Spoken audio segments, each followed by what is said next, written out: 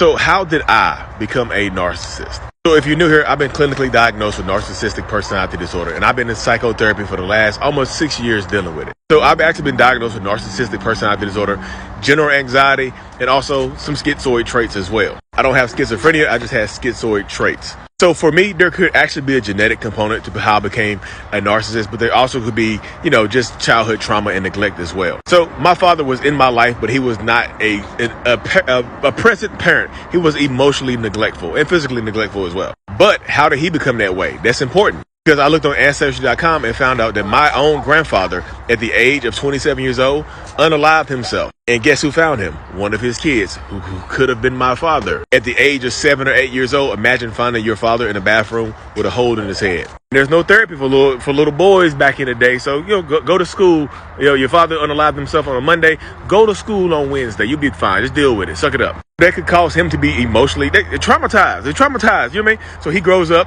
emotionally traumatized, mentally traumatized, and whatnot. He starts having children that he doesn't emotionally connect to, or he's just emotionally absent to.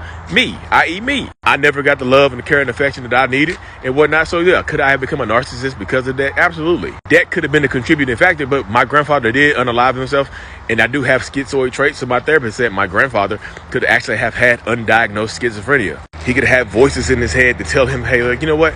Go get that weapon, go to the bathroom, sit on the toilet, put it to your head, and end it all. So there could very well be a genetic component to how I became a narcissist. But a lot of people ask me, so you're a narcissist, we know how you got there, but how did you get to therapy? So back in 2017, my wife called me a narcissist, y'all. She had went to the gym, came home, and I was arguing and yelling and screaming at my 6 or 7 month old son. I was blaming him for holding me back in life.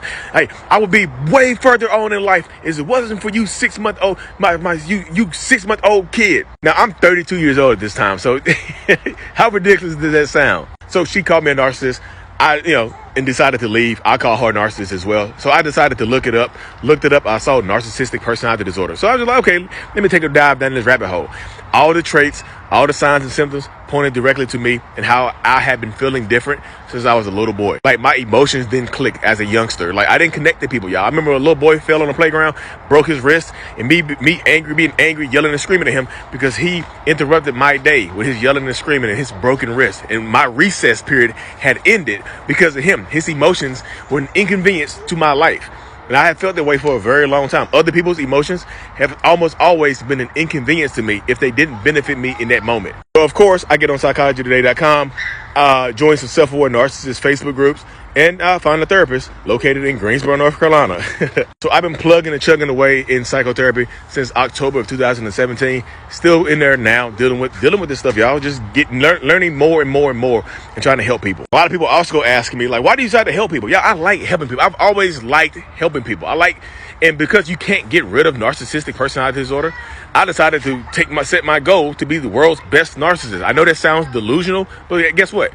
It's all I got. It's what I got, y'all. I've also wanted to help more people get into therapy like myself to see that, like, it's not the end all be all. Having a personality disorder, dealing with it, you're having mental health issues and things like that does not have to be the end of your story. It could be the beginning, like it was of mine. Yeah, I had a life before therapy, a life before social media, a life before being mental illness and whatnot. You know what I mean? But this is not my next chapter, and this has been the best chapter of my life because I decided to take my mental health seriously.